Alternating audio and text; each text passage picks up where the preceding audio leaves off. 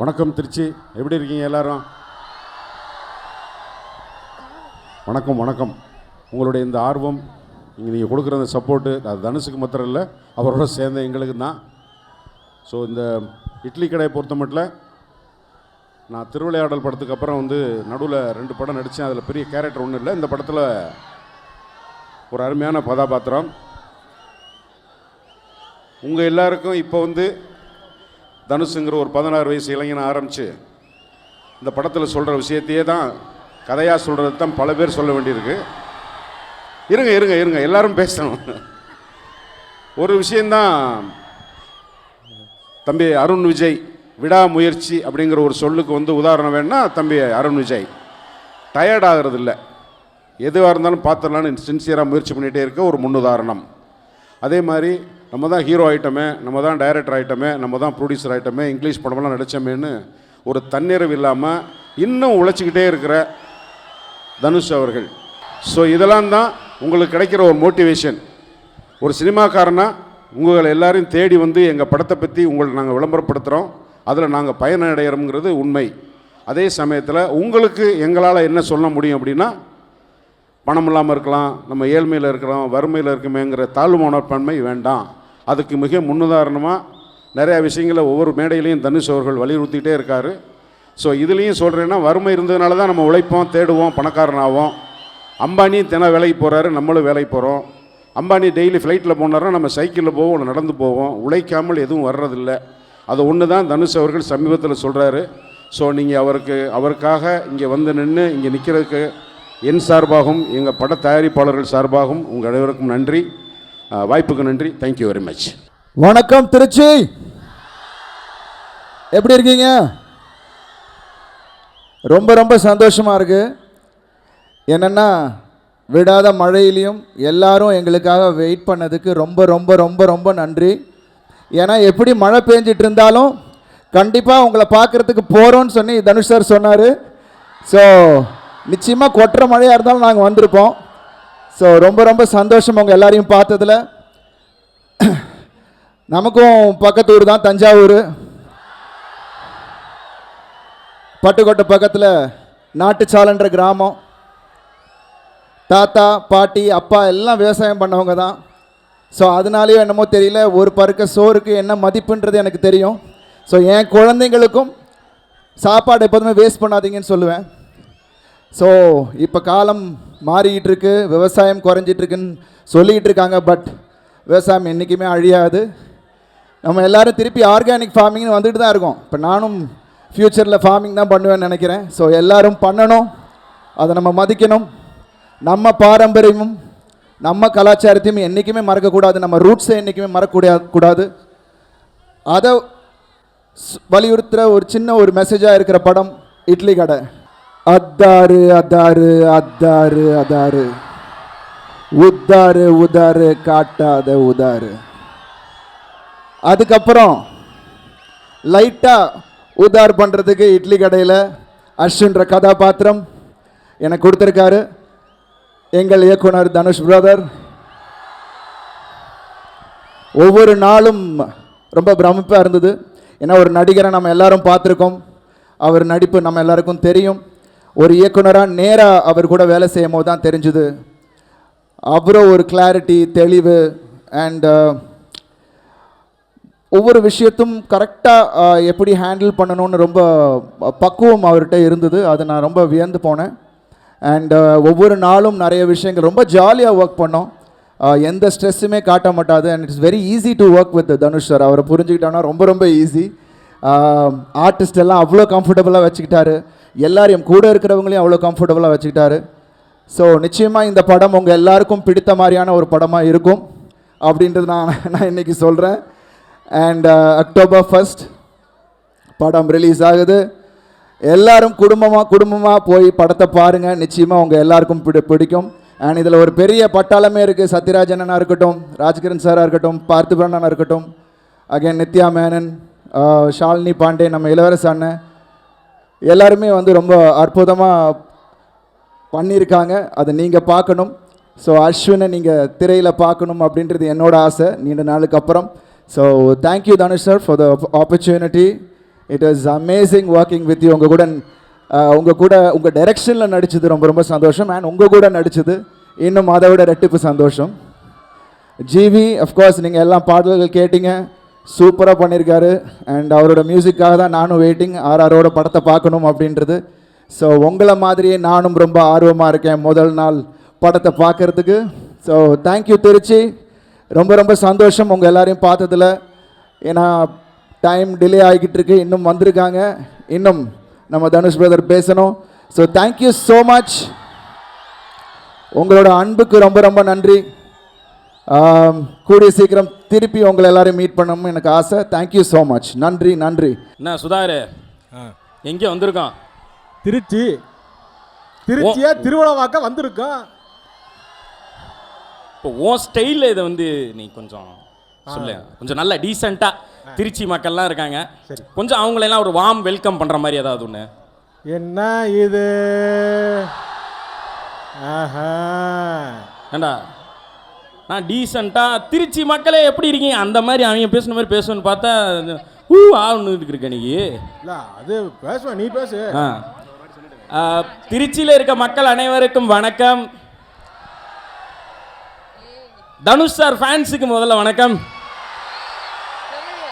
நாங்கள் என்ன பண்ணாலும் நீங்கள் கவனிக்க மாட்டீங்க, அவர் பேச்சுக்கு தான் வெயிட் பண்ணிருக்கீங்கன்னு தெரியும். இருந்தாலும் ஃபஸ்ட்டு வந்து தனுஷ் சார் எங்களை வந்து உங்கள் மேடையில் வந்து ஒரு இடம் கொடுத்ததுக்கு வந்து ரொம்ப நன்றி. உங்களை வந்து ரொம்ப ரொம்ப அதாவது சின்ன வயசுலேருந்து சொல்லலாம். ஆமாம், ஏன்னா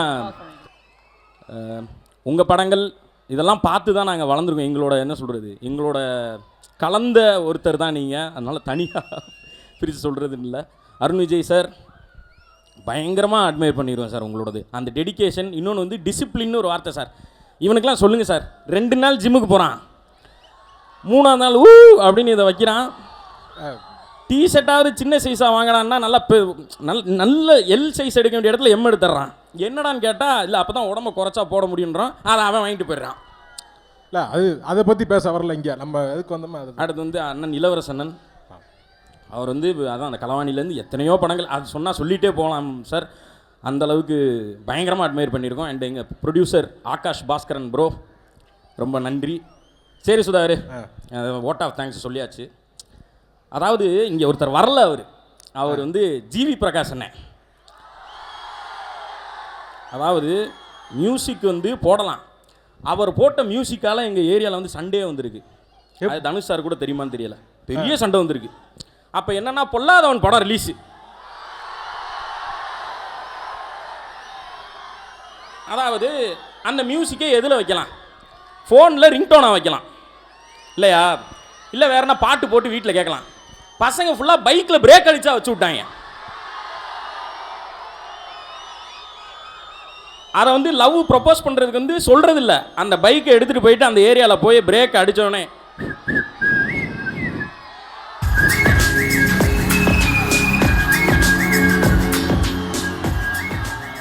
இப்படி போட்டு பிரேக் அடித்து ஒரு 2 நாள் பார்த்தாங்க. 3ஆவது நாள் வந்து அதே வந்துச்சு, சோழியை முடிச்சிட்டாங்க. அடித்து எப்படா சண்டை, அந்த அளவுக்கு மியூசிக் போட்டு. இன்னொன்று வந்து நேஷ்னல் அவார்டு கூட்டணி அவங்க கிட்டத்தட்ட இது இருந்தால் இப்போது அடுத்து ஒன்று வாங்கிட்டாங்க. இனி இந்த படத்துக்கும் வாங்குவாங்கன்னு நாங்கள் நம்புகிறோம். கண்டிப்பாக வாங்குவாங்களா சார்? வாங்கிடுவீங்களா சார்? சொல்லிட்டாங்க சார், ஃபுல் ஃபார்மு. ஆனால் இந்த மலையிலையும் நான் வந்து சொன்னேன் இருக்க மாட்டாங்க அப்படின்னு நான் வந்து பார்த்தேன். எப்படியா இவ்வளோ பேர்?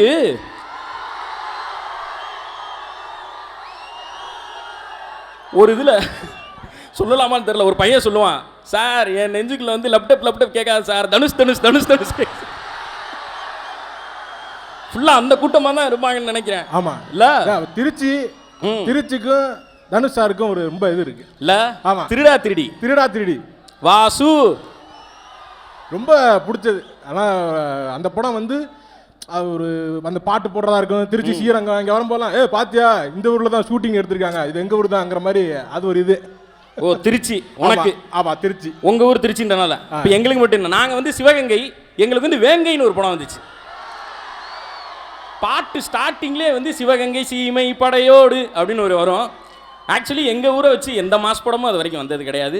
எங்களுக்காக அந்த மாஸ் படம் பண்ணதுக்கே நான் தனுஷ் சாருக்கு வந்து ஒரு வாட்டி நன்றி சொல்லிக்கிறேன். ஏன்னா நாங்கள் போட்டு காமிச்சிக்கோம், எங்கள் ஊரில் இருக்குடா படம் அப்படின்னு. இல்ல சிவகங்கை திருச்சி தான் பெஸ்ட் இல்ல திருச்சி திருச்சி அண்ணே ஆ. நாங்க மட்டும் என்ன நாங்களும் சுனாமியிலே சும்மிங்க போடுறீங்க தெரியும்ல. என்ன? மதுரைக்காரங்களுக்கு ஆடு வேலை இருக்கு தெரியாதா? ஓ நீ மதுரையில வந்துட்டியா அப்ப நீ? ஆமா. இல்ல ஆனா என்னதான் இருந்தாலும் திருச்சி மாதிரி வராது. திருடா திருடி அது ஒரு range. என்னண்ணே திருச்சி மதுரை தெரியுமாண்ணே? நாங்கெல்லாம் சேவை சண்டையில கத்திய கட்டி சண்டையை போட்டோம் வச்சுக்கோ மெரிச்சு விட்டு போயிடாது. இவனே மதுரை கிடையாது, இவனே தனியாமங்கலம். எங்க மேலூர் பக்கத்துல மதுரை மதுரை ஏமாத்திட்டு இருக்காங்க ஊரை. நீ கேரளா தமிழ்நாடு பார்டர் மாதிரி நீ இந்த சண்டைக்குள்ள வரக்கூடாது. இந்த பாட்டு கேட்டியா சார்? அந்த பாட்டு கேட்டியா? செம்ம பாட்டு இல்ல? அண்ணே ஒரு நிமிஷம், சண்டையில அதை மறந்துட்டீங்க. எது? அவரே திருச்சி கிடையாது. ஆமா நீ பெரம்பலூர் ஆச்சே நீ. அது பெரம்பலூர் பக்கத்துல, திருச்சி அது பக்கத்துல தானே. பெரம்பலூருக்கும் கத்துறாங்க. பெரம்பலூர்காரங்க இருக்கீங்களா? இருக்காங்க.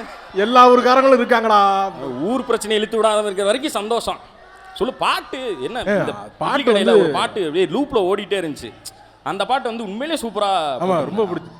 ஸ்லேட்டை வச்சான், எழுத வச்சான், பாட்டை வச்சான், பறக்க ஸ்லேட்டை வச்சான் எழுத வச்சான்னா இருக்கும். ஸ்லேட்ல தானே எழுதுவான், அதனால அப்படி.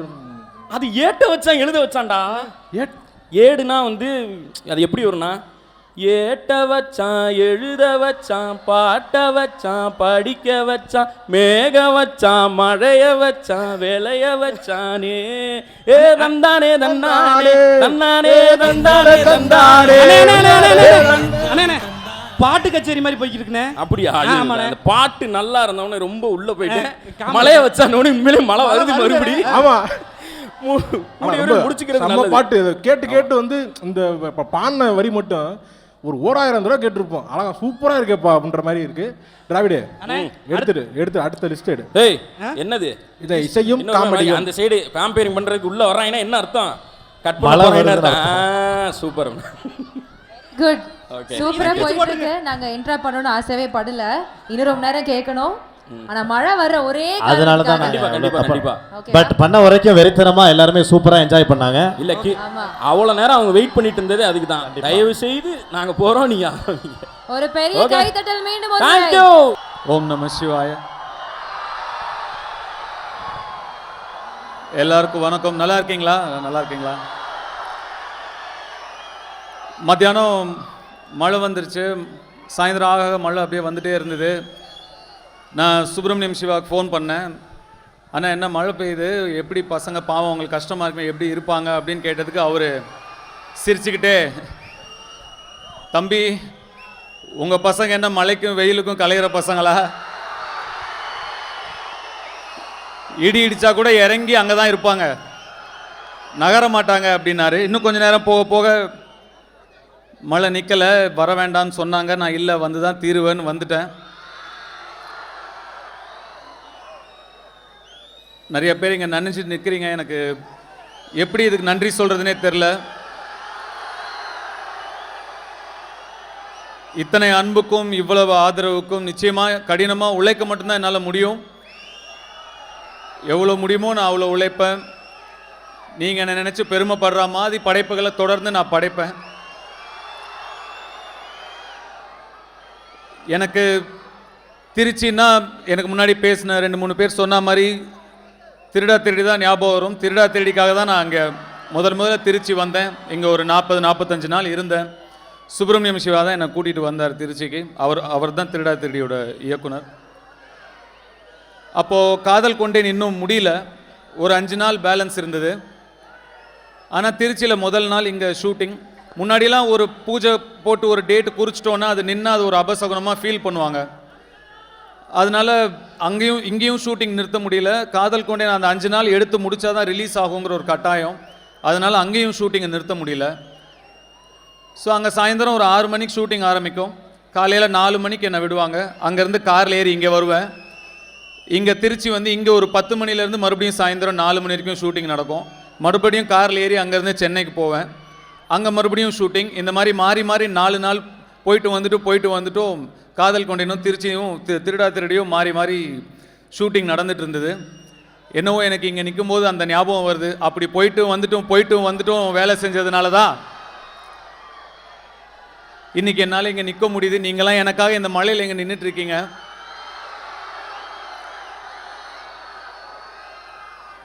ரொம்ப நன்றி. இட்லி கடை ஒரு சாதாரண படம், ஒரு சிம்பிள் படம். ஊர்ல இருந்து கிளம்பி ஒரு வேலை தேடி வேற ஒரு இடத்துக்கு போனவங்க, வெளியூருக்கு போனவங்க, மெட்ராஸ் போனவங்க, வெளிநாட்டுக்கு போனவங்க, அவங்களுக்கெல்லாம் இந்த படம் ரொம்ப மனசுக்கு நெருக்கமான ஒரு படமாக இருக்கும்னு நான் நினைக்கிறேன். இங்கே அந்த மாதிரி எத்தனை பேர் ஊர்ல இருந்து கிளம்பி வந்திருக்கீங்க? உங்கள் எல்லாராலையுமே கனெக்ட் பண்ணிக்க முடியும் இந்த படத்தை ரொம்ப அப்படின்னு நான் நம்புகிறேன். தொடர்ந்து நீங்கள் எனக்கு கொடுத்துட்டு வர எல்லா ஆதரவுக்கும் அன்புக்கும் ரொம்ப ரொம்ப நன்றி. இட்லி கடை 1ஆம் தேதி ரிலீஸ் ஆகுது. கண்டிப்பாக நீங்கள் தியேட்டரில் பார்த்து என்ஜாய் பண்ணுவீங்கன்னு நம்புகிறேன். Thank you so much sir. இவ்வளோ மழையிலையும் நீங்கள் வந்ததுக்கு முதல்ல நன்றி, அண்ட் இவ்வளோ நேரம் இருந்து பேசினதுக்கு ரொம்ப ரொம்ப நன்றி. We love you so much. மீண்டும் ஒரு முறை பலத்து கைத்தட்டல் நம்மளுடைய favourite one and only Dhanush அவர்களுக்காக ப்ளீஸ். சார் ஹலோ கேக்குதா? ஓகே, என்ன கோபி, வாங்க வாங்க. மழையில் அவங்க நிற்கிறாங்க, நான் நிற்க மாட்டேன். கண்டிப்பா. ஹலோ சார், அவங்க தான் சார் அந்த கொஸ்டின் கேட்கணும். ஆனால் அது ரொம்ப யூஸ்வலாக இருக்குன்னு சொல்லிட்டு நாங்களே ஒரு 4-5 கொஸ்டின் எழுதி எடுத்துகிட்டு வந்திருக்கோம் சார். சார், இட்லி கடை படம் வந்து பசங்கள்லாம் பார்த்துட்டு ஒரு போஸ்ட் ஒன்று பார்த்தேன். இந்த கோயம்புத்தூர் சைடு ஒரு செஃப் ஒருத்தர் இருக்கார் சார், அவரோட கதையை தான் நீங்கள் படமாக எடுக்கிறீங்கன்றாங்க. உண்மையா சார் அது? இல்லை, அந்த மாதிரிலாம் எதுவும் இல்லை, சொந்த கற்பனை தாங்க.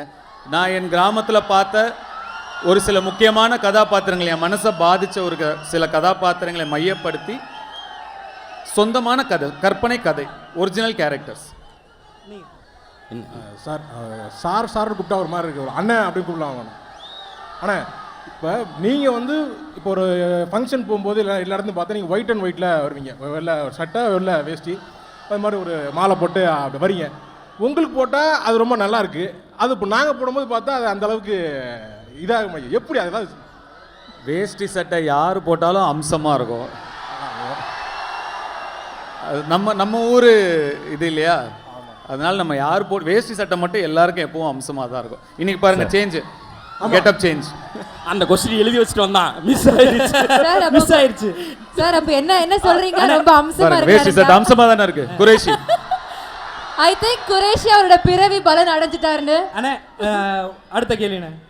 முன்னாடிலாம் வந்து இந்த ஒல்லியாக இருக்க பசங்களை பார்த்தா வந்து பாடி ஷேம் பண்ணுவாங்க, குச்சி மாதிரி இருக்க, இப்படி இருக்க அப்படின்ற மாதிரி ஒரு மாதிரி இன்செக்யூர்டாகவே ஃபீல் பண்ணுவாங்க. நீங்கள் வந்ததுக்கப்புறம் அந்த ஸ்டைலே மாறி அதை ஒரு கெத்தாக மாற்றி அந்த ட்ராவல், இப்போ பசங்க எல்லாருமே வந்து நம்ம ஒல்லியாக இருந்தால் அவங்க ஸ்டைலை வந்து ஃபாலோ பண்ண ஆரம்பிச்சிட்டாங்க. மழை பெய்யுது, கடைசி கேள்வியாக அதை கேட்டுறேன், சாரி. இதை பற்றி நீங்கள் சொல்லுங்கள். இல்லை, இங்கே இருக்கிற முக்கால்வாசி பேர் என்ன மாதிரி தான் இருப்பாங்க பாருங்க. அவங்களுக்கெல்லாம் நீங்கள் இருக்கீங்க, உங்களுக்கு அந்த மாதிரி யாருன்னு நடந்துருக்கு? அந்த மாதிரி எனக்கு எப்படி நீங்கள் அதை எப்படி ஃபேஸ் பண்ணியிருப்பீங்க? ஏன்னா அந்த டைமில் வந்து ஒல்லியாக இருக்கவங்களை பார்த்தாலே வேறு மாதிரி ஏதாவது சொல்கிறது. சின்ன வயசில் கொஞ்சம் கஷ்டமாக தான் இருந்தது, அந்த பக்குவம் இல்லை. வளர வளர தெரிஞ்சு, ப்ரூஸ்லி கூட ஒல்லியாக தான் இருப்பாப்புல. வளர வளர அப்படியே அது ஒரு ஃபார்ம் ஆகிட்டோம் அப்படியே. அப்புறம் என்ன, அந்த ஸ்ரீரங்கத்து ஜிகிடி அப்படின்னு ஒன்று இருக்குல்லண்ணே. ஜிகிடின்னா என்னது? சிவா தான் சொல்லணும். ஜிகிடின்னா என்ன சிவா சார்? ஜிகிடின்னு நீங்கள் திருடா திருடில சொன்னீங்களா? எல்லாராலும் ரசிக்கப்படுகின்ற பெண். Okay, super. அப்புறம் இன்னொரு கேள்வினா, அது இல்லை நீங்கள் கேளுங்க. அண்ணே, ராயன் படம் வந்து ஒரு எக்ஸ்ட்ரீம் ஃபைட்டு, சண்டை, வெட்டு, குத்து, பின்னாடி குத்துறது, இந்த மாதிரி நிறையா இருந்துச்சு. இட்லி கடை வந்து ரொம்ப சாஃப்டாக பஞ்சு மாதிரி லைட் ஹார்ட்டடான ஒரு படம். எப்படிண்ணே 2 டைரக்ஷன், இந்த எக்ஸ்ட்ரீம் இந்த எக்ஸ்ட்ரீம் எப்படிண்ணே? இல்லை, எல்லா மாதிரியான படங்களும் பண்ணணும்னு ஒரு ஆசை. அப்படி ஒரே மாதிரி டைரக்ட் பண்ணிட்டு இருக்கோம். டைரக்ட் பண்ணுறது வேறு ஜானரில் பண்ணணும்னு ஆசை, அவ்வளோதான். வேறு ஒன்றும் அது பெரிய காரணம் எதுவும் இல்லை. இன்னொரு கேள்விண்ணே, அது என்ன கேளு, அதான் வாய் வரைக்கும் வந்துருச்சு, கேளு. இல்லை கேட்கலாமே வேணாமான கேளுப்பா. இல்லைண்ணே, ஆடியோவில் வந்து சொல்லியிருந்தீங்களா, மாதிரி இட்லி வந்து நாங்கள் வந்து அப்போ கஷ்டப்பட்டோங்கிற மாதிரி, இட்லி வாங்க காசு இல்லாமல் இது பண்ணுற மாதிரி. நீங்கள் அப்போவே டேரக்டராக இருக்கும்போது அது எப்படி, அது என்ன அப்படிங்கிற மாதிரி நீங்கள் ஸ்பீச் பார்த்தீங்களா? இல்லை, அந்த பிட்டை மட்டும் பார்த்தேன்னா, அதை மட்டும் கட் பண்ணி போட்டு. இல்லை, நான் அதாவது நான் பிறந்தது 83ல், அப்பா டைரக்டர் ஆனது வந்து 91ல் தான். ஸோ அந்த ஒரு 8 வருஷம் வந்து கொஞ்சம் வறுமை தான். 91ல் இயக்குனர் ஆனதுக்கப்புறமும் கூட ஒரு 94-95 வரைக்கும் 4 பிள்ளைங்க, எல்லாரையும் படிக்க வைக்கணும், பார்த்துக்கணும், கேத்துக்கணும். அப்பாவுக்கு ரொம்ப ஒரு சிரமமான ஒரு விஷயமாக தான் இருந்தது. 91ல் இயக்குனர் ஆனப்புறம் கூட ஒரு 94-95லேருந்து ஓகே, ஒரு நல்ல ஒரு லைஃப் ஸ்டைல் எங்களுக்கு அமைஞ்சிருச்சு. இருந்தாலும் நீங்கள் இப்போ சின்ன வயசுலலாம் நீங்கள் அம்மா கிட்டேயோ பாட்டிக்கிட்டேயோ அப்பா கிட்டேயோ போய் எனக்கு காசு கொடு, அது சாப்பிடணும், இது சாப்பிடணும், அங்கே போகணும், இங்கே போகணும் கேட்டால் உடனே அவங்க கொடுத்துருவும் மாட்டாங்க இல்லையா? அதுவும் எஸ்பெஷலி கொஞ்சம் பட்ஜெட் வச்சு குடும்பம் நடத்துகிறவங்களாம் அவ்வளோ ஈஸியாக நம்மளால் கொடுத்துட முடியாது. நாங்கள் 4 பேருமே கூட வீட்டில் வந்து வீட்டோட சுச்சுவேஷனை புரிஞ்சுக்கிட்ட குழந்தைங்க தான். அதனால் எவ்வளோ தூரம் அவங்கக்கிட்ட அவங்களுக்கு பாரமாக இருக்கக்கூடாதுன்ற மாதிரி யோசிப்போம். அதனால் வீட்டில் காசு கேட்டால் கிடைக்காது, கேட்கவும் மாட்டோம். அதனால் வயலில் வேலை செஞ்சு பூவெல்லாம் எடுத்து அந்த கூலி எடுத்துகிட்டு போய் இட்லி வாங்கி சாப்பிடுவோம். அதை இப்படியும் புரிஞ்சுக்கலாம், இப்படியும் புரிஞ்சுக்கலாம். நான் பார்த்த பிட்டை பார்த்தேன்னா அது சின்ன வீடியோ கிளிப்பு தான் பார்த்தேன்னா, அதனால் அப்படி யோசிச்சிட்டேன். அப்புறம் வந்துன்னா இப்போ ஒரு படம் நீங்கள் வந்து நடிச்சிருப்பீங்க. அப்போ அந்த டைமில் அதுக்கு வந்து ஒரு பெரிய வரவேற்பு இருந்திருக்காது. கொஞ்சம் வருஷத்துக்கு அப்புறம் வந்து ஒரு கல்ட் கிளாசிக், வா இந்த இடத்துல பச்சை லைட் ஏன் போட்டாங்க தெரியுமான்னு பண்ணுறாங்க. அதை பார்க்குறப்போ உங்களுக்கு எப்படி இருக்கும்? வருத்தமாகவும் இருக்கும், சந்தோஷமாகவும் இருக்கும். என்னடா இந்த படத்தை அப்போ கொண்டாடலையே அப்படின்னு கொஞ்சம் வருத்தமாக இருக்கும். பரவாயில்ல இப்போவாது கொண்டாடுறாங்களே அப்படின்னு ரொம்ப சந்தோஷமாகவும் இருக்கும். இது வந்து கொஞ்சம் சென்டிமெண்ட் கொஸ்டினாக கூட இருக்க வாய்ப்பு இருக்குது. சந்தோஷத்தில் வந்து நிறைய பேர் கூட இருப்பாங்க, கஷ்டம்னு வர்றப்போ சில பேர் தான் கூட இருப்பாங்க. அந்த மாதிரி உங்களுக்கு கஷ்டம்னு வர்றப்போ யார் கூட இருந்திருக்கா? அதை தான் இந்த படத்தில் ஒரு பாட்டாகவே எழுதியிருக்கேன். அதிலேருந்து வந்த இன்ஸ்பிரேஷன் தான் அது. என் பாட்டன் சாமி வரும், எங்கேயும் கூட வரும், என் தாய் தூங்க சொன்ன பாட்டு வரும், எங்கள் அப்பன் மூச்சு விட்ட காற்று வரும், ஊரான ஊர் வரும், முன்னோரின் பேர் வரும், எங்கள் ஊர் கருப்பசாமி ஆடி வரும், எங்கள் ஊர் கருப்பசாமி ஆடி வரும் அப்படின்னு ஒரு லிரிக்காக எழுதியிருப்பேன். அது படத்துக்கான எழுதின லிரிக்னால அதில் முக்கியமான ஒன்று சேர்க்க முடியல. ஓகே, இங்கே சிரித்த முகமாக இந்த மழையில் நிற்கிற உங்கள் ஒருத்தருக்கும் என்னுடைய கோடான கோடி நன்றிகள். நன்றி நன்றி நன்றி. Thank you sir, thank you so much.